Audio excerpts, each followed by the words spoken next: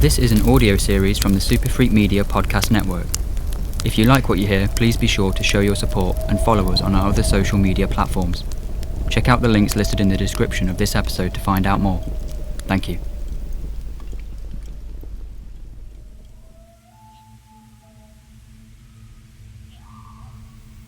The night draws near, and the shadows stir.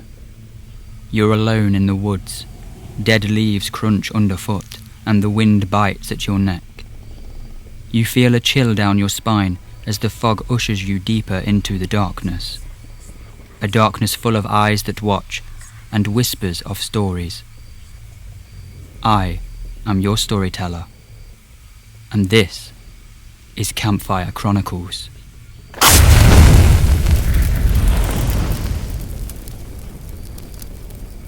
Tonight's story follows orphan Robin Thornton. Upon arrival at Lowcrest House, he hears rumours that the matron is a witch. Following the strange disappearance of his friend, he decides to take matters into his own hands, making a truly gruesome discovery.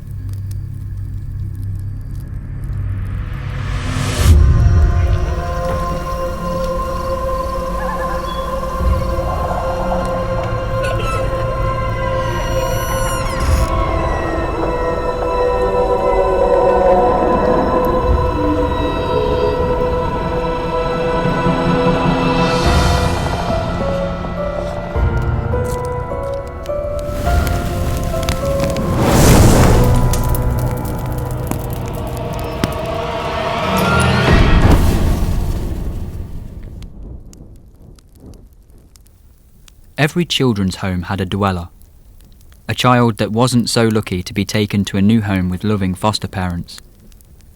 Inside the imprisoning walls of Lowcrest House, a small shelter for abandoned kids, little Robin Thornton was that dweller. A scrawny 10-year-old boy with ruffled blonde hair and a dried porridge stain down the front of his moth-eaten jumper. His glasses were dusty and his shoelaces were missing. Robin took the dweller name in stride, seeing as he'd been at Lowcrest House for 4 years and it certainly didn't seem like he was going anywhere anytime soon. The children that he met on his first day were long gone, and he hoped that meant his time was close. He'd stayed at another home before which he often daydreamt about. It was a beautiful country house with acres of land in a quiet area of rural England. Run by the sweet couple Mr. and Mrs. Parsons, it was a place where no matter where you came from, or what you'd been through, you fit in. It meant a lot to him because, surprisingly, he was the only one there whose parents were dead. When he was just 5 years old, his mother and father perished in a hiking accident. The pair were roped together as they trekked along the unstable cliffside before the rocks crumbled beneath their feet, hurtling them towards their certain death. Their bodies were never recovered. Rescue teams scoured the surrounding area and found nothing. No hiking boots, no backpacks, nothing. They just disappeared. A few years ago, on a spring afternoon at the country house, Robin was helping Mrs. Parsons with the laundry. She carried a large wicker basket of clothes to the top of the staircase, Robin following behind with another small load in his arms. As they laughed about their morning playing garden games together with the other residents, Robin dropped a single sock. Mrs. Parsons took her eyes off the stairs for a split second to bend down and pick it up. She lost her balance and was sent tumbling downwards until she hit the tiles of the lobby below with a sickening crack. Mr. Parsons appeared from the reading room and stumbled upon the lifeless body of his wife sprawled with her split skull drenched in a pool of her own blood. The little boy at the top of the stairs watched helplessly as his world was turned upside down once more. Solely blamed for what had happened, he was sent away. That's how he wound up at Lowcrest House. Grey skies shrouded the ghostly town of Lowcrest Valley. The green-topped hills that surrounded it were the only source of colour in that washed-out place, as if offering some kind of hope beyond them. Few cars travelled the potholed roads, and Robin could count on one hand how many people lurked in the shadows of vacated shops and many other dilapidated buildings. There was no hustle and bustle that one might expect to find in the town centre. Wedged between a waterlogged public toilet and a broken clock tower stood a single phone box, but the phone had been snapped from the cord. Lowcrest House was a detached property situated at the end of a deserted cul-de-sac and was purposefully set aside from everything else. The weather-beaten roof had lost many of its slate tiles, which now lay shattered in the ashen soil of the front garden. Fungi swallowed the flower beds, and a bird bath lay toppled over, slightly submerged in the ground. Inside, partially chewed floorboards creaked beneath the feet of the occupants of that hollow house. The scurrying of tiny-footed squatters looming in the dark and dingy corners was present in every room. When he entered his new home, Robin's nostrils filled with the musty smell of damp and what he thought was the sickening stench of rotten vegetables. Home. He used the word scarcely, insisting it was anything but. It was a well-governed place. When he arrived there, all of his possessions were snatched away from him, including a bag of marbles he'd collected with his mother, which was the only thing he had to remember her by. Rules were set so that the children were not to enter certain rooms, or enter each other's rooms for that matter. Every child was limited to the garden for outdoor activities, surrounded by dead bushes and barbed wire fences.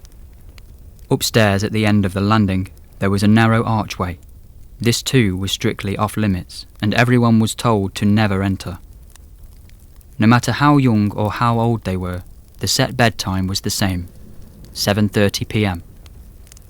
Robin wouldn't sleep. He often couldn't, lying in bed wishing for better days until guilt suffocated him because his mind would drift to Mrs. Parsons' death.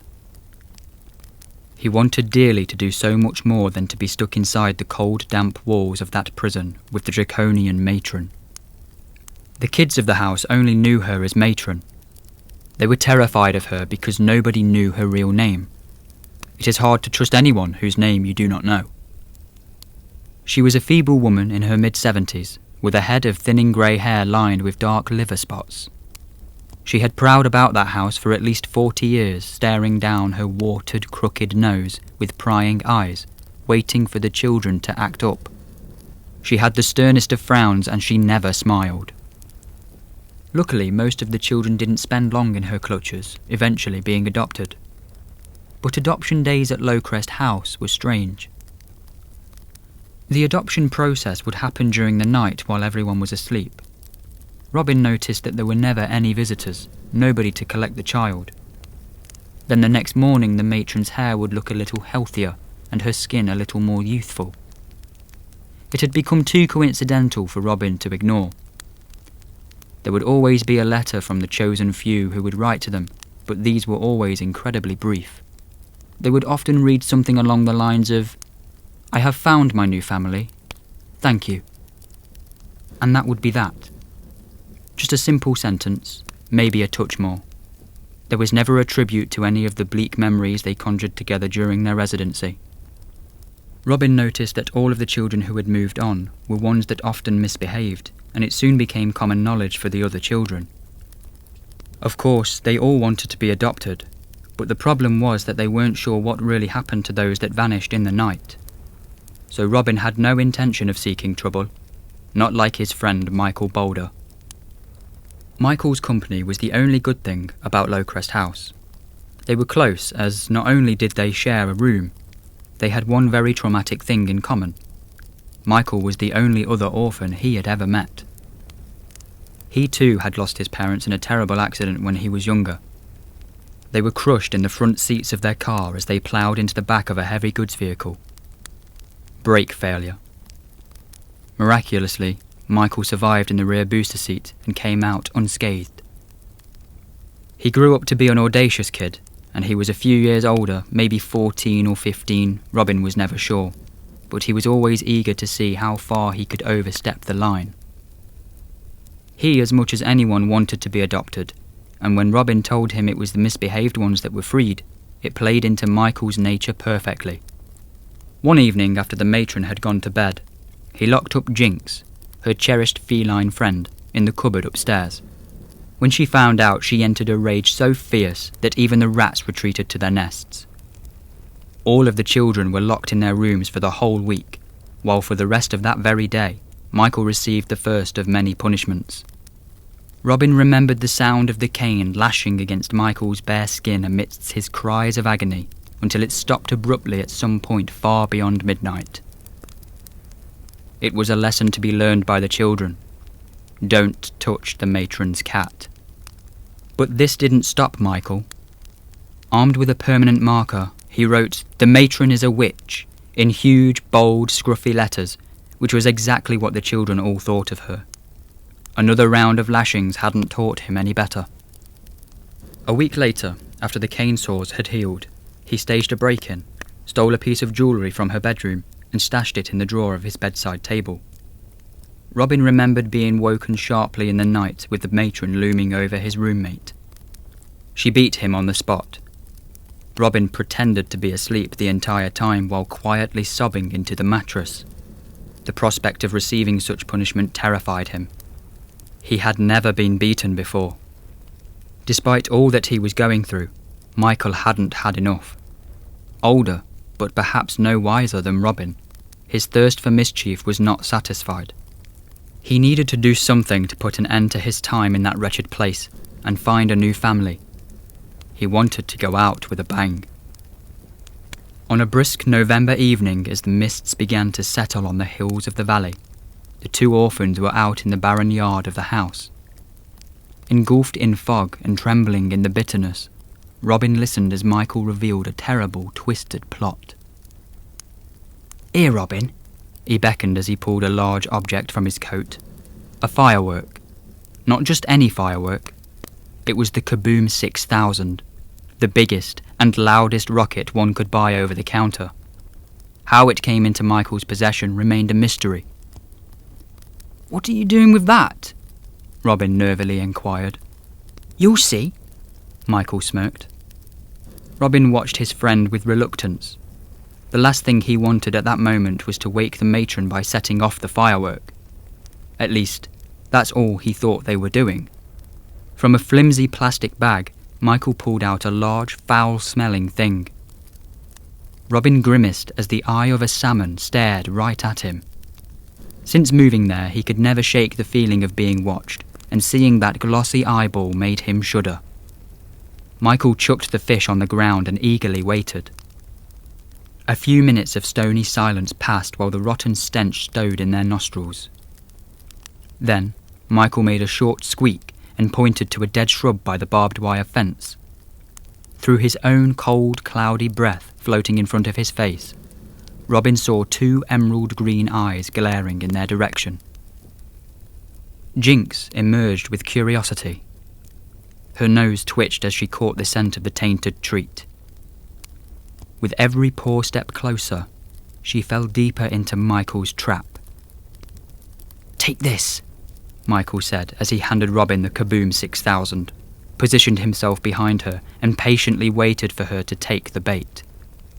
"We shouldn't be doing this," Robin exclaimed. Whenever Jinx was near, Robin felt uneasy as he knew it meant the matron was lurking nearby. Michael shushed him as he waited and waited. Jinx was apprehensive, as if she knew something was afoot. She kept looking over her shoulder at him, but after a few more tense moments, she edged towards the fish. Before she had time to react, she was hoisted into the air and restrained in Michael's grasp as he hurriedly and clumsily tried to strap the rocket to the beast. Robin leapt aside, while Michael struggled to juggle both the shrieking cat and the explosive. He pinned the cat to the ground to stop it wriggling free. "Robin, now!" But Robin froze. He could only watch the helpless animal desperately claw for freedom from the disgusting fate that awaited her.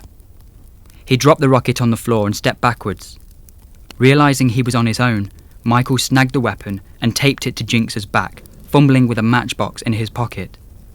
"Michael, no!" Robin cried.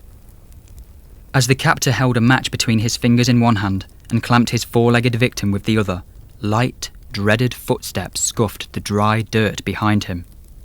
Michael stopped dead. His eyes panned upwards and found the wrinkled, weathered face of the matron shrouding over him in the moonlight. The lashings were extraordinarily severe that night. The crying was coupled with agonising groans of desperation. Robin knew that something was off about this. All of it. What if they weren't being adopted? Had he just sentenced his friend to endless torture? He toyed with the idea of going to rescue him, knowing it would mean he too would receive the thick end of the cane, if not worse. His toes touched the icy floorboards of his bedroom when there came a sudden snap. Michael's screaming went silent. Robin slowly lifted his feet back into bed and lay with his eyes wide open. Sleep eluded him as the house slumped into a deathly slumber. The next morning, Michael's place at the breakfast table remained unoccupied, and there was no porridge bowl set for him. Sleep deprived, it was understandable that Robin's appetite had deserted him. Perhaps Michael achieved his goal after all. He might well have been on his way to a beautiful house with a lovely family. A new mother and father to take care of him, feeding him 3 hot meals a day. Robin nearly trapped himself in another daydream, but it wasn't long before his mind found Mrs. Parsons' mangled corpse at the foot of the stairs. He hadn't heard a single sound last night after his friend's cries were cut short. When the matron eventually appeared, she inspected the children who were looking down at their porridge and placed an envelope before them. It was unaddressed, but keeping her wrinkled fingers on it at all times, she slid it across to Robin. Their eyes locked. Her hair was thicker at the roots, and her skin was brighter. She could have been mistaken for being in her early 60s instead of her 70s. He slowly reached for the envelope as she watched eagerly. She walked over to the cupboard where the bowls were kept as Robin took out a small piece of paper and read the short letter aloud so that the others could hear. "I have a new family now. It's just what I was looking for. Goodbye. Michael." As he finished reading, the children were startled by the sound of Michael's porridge bowl clattering at the bottom of the dustbin. Robin read the letter again, but to himself, he wasn't convinced. Then a disturbing detail crept to the front of his mind. It occurred to him that Michael couldn't write, or at least not very well. When he had scrawled across the walls of the house, Michael had to be shown how to do it. He simply copied Robin's writing in the scruffiest handwriting he'd ever seen. Robin knew he had to find out what was really going on. The matron might well be a witch, and if she was, what else was she hiding? That night, Robin passed Michael's now empty bed and snuck out of his room. He was sure that if the matron caught him now, he would wind up just like Michael and the others before him. He crept past her sleeping quarters and laid his eyes on the forbidden archway, the one they were told to never enter. He edged nearer, the floorboards lightly creaking under his precious footsteps. He thought he heard a shuffling coming from the matron's room, and he froze on the spot. Beads of sweat oozed from his brow. A few moments passed, and when he was sure it was nothing, he continued, eventually creeping through the archway. As he did, he felt an unnatural coldness overcome him. It was too late to turn back now, he thought. The corridor beyond the archway was narrow and dark. Robin was not sure whether there was an end to it. He was unsure whether it was his mind playing tricks on him at the late hour, but it seemed to go on further than the length of the building itself. He looked back to see he was leaving footprints in the thick layer of dust that blanketed the floorboards and thought that maybe he should abandon the idea altogether. Then he stubbed his toe against a raised wooden panel that edged a small square in the floor, small enough to miss, but big enough for a scrawny 10-year-old boy to climb down. He peered into the hatch. A ladder descended into nothing. The wooden rungs shrieked beneath his curious footsteps as he disappeared into the darkness. The ladder went on and on and on. Robin must have been underground by now. His feet eventually found a cobbled floor, and he found himself shivering while his eyes slowly adjusted to the dark, lit only by dim candlelight which was close to dying out. He instinctively covered his itching nose with his sleeve, fogging up his glasses. Beneath the burning smell of chemicals lurked an even more horrendous stench. Something about it reminded him of the time he and Michael dug up some sort of dead animal in the garden during Robin's first autumn at Lowcrest. When at last some minor vision returned to him, Robin gazed upon his discovery. Rows and rows of carefully labelled jars and bottles lined every inch of the wooden shelves along the walls. His eyes met the terrible sight of limbs and tails dissected from small critters, preserved in strange substances. Various vials of curious concoctions littered a large table in the centre of the room, one of which was a beaker of thick, cloudy liquid held aloft over what looked to be a palm-sized cauldron. Robin had to see more of this unusual place that had been kept a secret for so long. With the cobbled floor echoing with each step, Robin wandered over to the table to inspect it.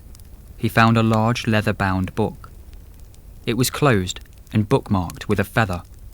He heaved the book open, trying his best to suppress his coughs from the plume of dust that stifled his lungs.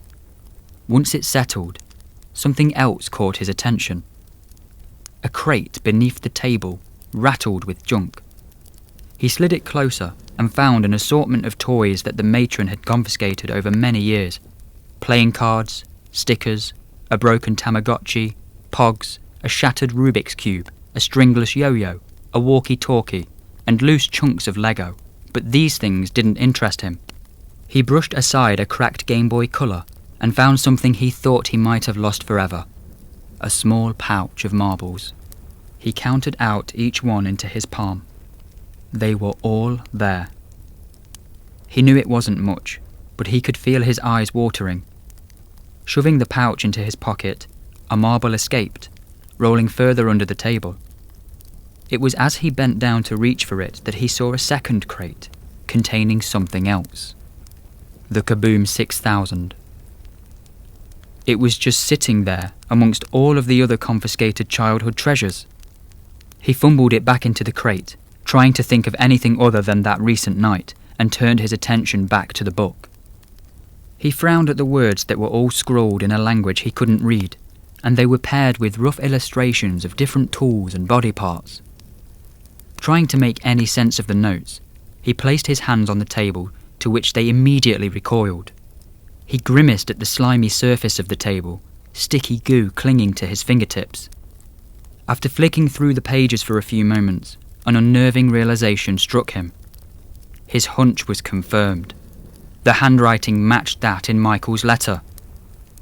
He had to tell the others. Robin stepped around the table. Clunk! His heart soared into his throat as a single brick gave way under his foot. The sound of grinding stone rumbled. On the far side of the room, a large wooden bookcase slid ajar, unveiling a secret room. Robin edged towards the opening as a creeping mist began to carpet the cobblestones. A sharp chill stole his breath. He stepped into a cramped chamber, lit by a single white lamp. The house wasn't a warm place, but Robin had never felt so cold in his entire life until now. When the icy fog cleared, he noticed a cracked dial with a frozen pointer, -24 degrees. As he looked around, trying to make sense of where he was and what might be kept here, a shiver slithered over him and seeped into every bone in his body as he came face to face with something that would torment his poor soul for as long as he lived. Inside a large glass jar, he could see a head. A human head. Michael's head. The shock slung him backwards as he scrambled away, unable to take his scarred eyes from the anguished expression of his friend, whose horrified, screaming face was frozen in place, eyes open, mouth wide. Putting as much distance between himself and the preserved head as possible, he thumped into a rack of shelves behind him. He swiveled around to see a similar, slightly smaller jar, with another head. Robin gasped as he recognised a young girl. She was adopted a few months ago. He shot up and stood in the middle of the room, keeping from the edges as best he could. His eyes scoured the shelves. There were more jars, dozens of them, crammed together, each containing a head or a body part of a child that he thought had been adopted all this time. Fingers, eyes, teeth. He couldn't prevent the outpour of porridge oats as he vomited across the frozen floor. He burst from the icy box into the now pitch-black room and sighted his only escape up the ladder. He gripped it for dear life and clambered without looking back, his eyes glued to the small square of freedom above him, as the ladder rattled violently in his sweaty palms. His breath was short and sharp. The frightening thought of what might happen if she found him here churned his stomach even more. As he peeked from the floorboards, he found himself locked in a gaze with two emerald green eyes. Jinx was sitting at the trapdoor waiting for him. Robin gulped. Behind her was the looming silhouette of a hunched figure who knew she'd been found out. As had he. He had to get out of there. He was almost hypnotised by the dark pits atop the matron's crooked nose. His fingers were going numb, and he started to choke. He was suddenly losing control of his entire body. His heart was thumping his chest wide open, and he was certain that his ribs might crack as he scurried down the ladder. She lunged towards him. Her gaping jaw revealed a horrid set of razor-sharp teeth and a forked tongue dripping with saliva. Robin nearly fell backwards into the hole, but managed to maintain his grip. He dared not look back. The witch was breathing down his neck. Robin skid across the cobbles, retreating under the table. He shifted the Kaboom 6000 aside to make space for him to tuck his knees to his trembling body. He didn't hear the matron climb down the ladder, yet there she was. She stood by the foot of it, with Jinx by her side. His eyes shot between them and the firework next to him. All sense abandoned him while a plan formed in his head. Instinct told him to reach into the crate for the explosive. The rattle of the few sticks in a matchbox alerted the patrolling cat, a sharp meow blaring in his direction. Robin fumbled with the box and tried to light one of the matches, but it snapped against the strip. He threw it aside, panicking and panting as the footsteps edged nearer. 1, 2, 3 times he tried to light the next match. It was a dud. Jinx was now under the table, meowing in his face and scratching at his fragile skin. The matron stopped beside him. Robin had one last chance. He took the final match and pressed it against the strip. He struck it hard. To his amazement, it lit. He dragged the rocket closer and held the fuse to the flame. It sparked, sending Jinx fleeing at the imminent danger.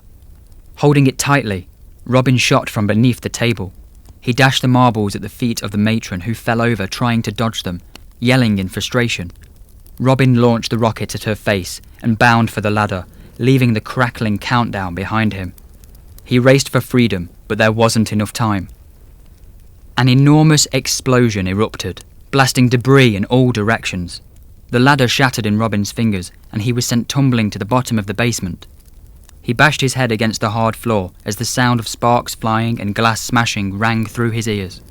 His eyes were dazzled by the flashing lights illuminating this cesspit of a place, and they quickly became heavy as he fought against unconsciousness.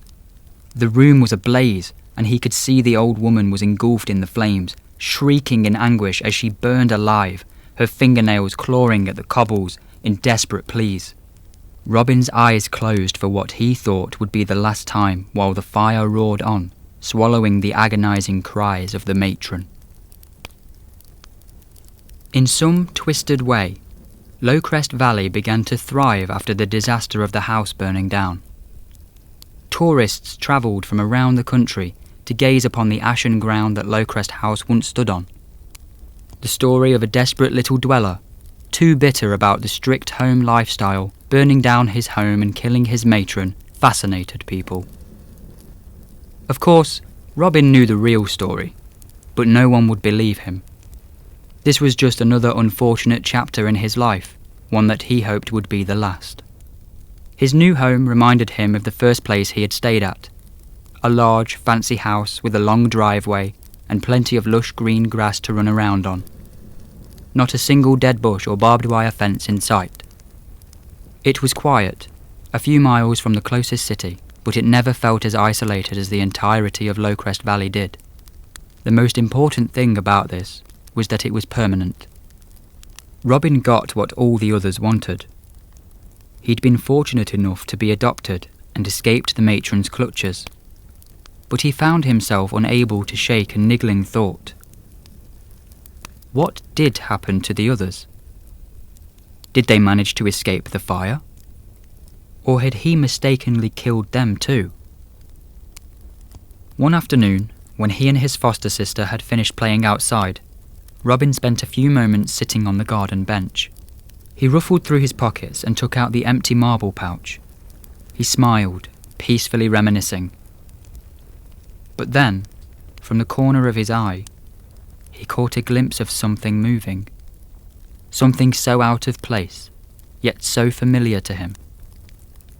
He peered down the long gravel driveway toward the front gates. He took a few steps forward, squinting to try and make it out. He stopped. The hairs on his neck stood on end as a strange, suffocating feeling overcame him. Sat by a gap in the fence was a small, dark, four-legged creature staring right at him with piercing, emerald green eyes.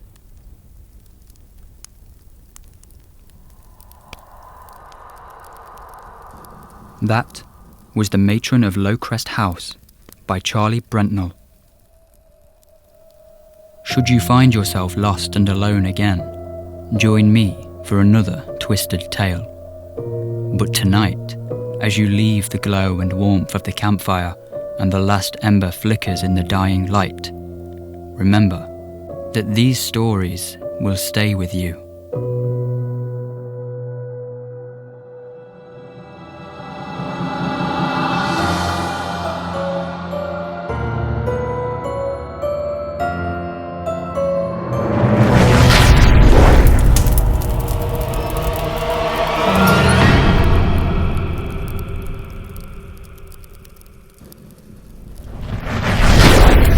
You've been listening to an audio series from the superfreakmedia podcast network.